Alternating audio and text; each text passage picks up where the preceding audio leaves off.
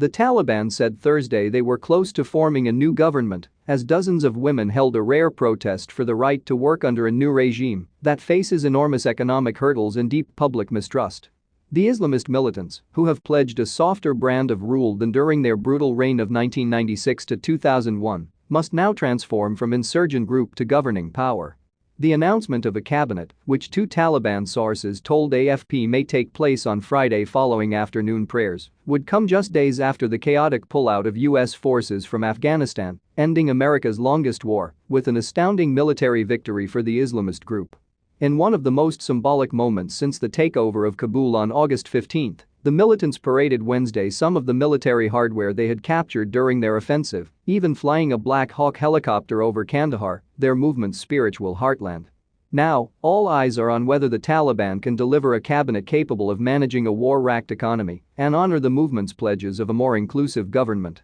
Senior leader Sher Mohammad Abbas Stanikzai, a hardliner in the first Taliban administration, told BBC Pashto in an interview that while women could continue working, there may not be a place for them in the cabinet of any future government or any other top post. It is our right to have education, work and security, the protesters chanted in unison, said an AFP journalist who witnessed the protest. We are not afraid, we are united, they added. Herat is a relatively cosmopolitan city on the ancient Silk Road near the Iranian border.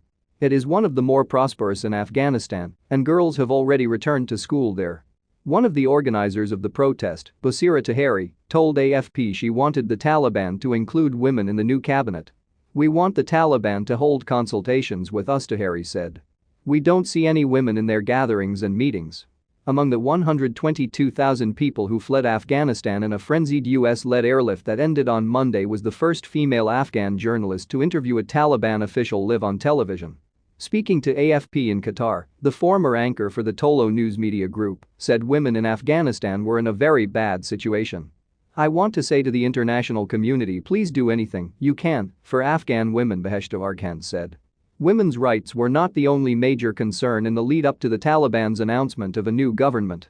In Kabul, residents voiced worry over the country's long-running economic difficulties, now seriously compounded by the militant movement's takeover. With the arrival of the Taliban, it's right to say that there is security, but business has gone down below zero, Karim Jan, an electronic goods shop owner, told AFP.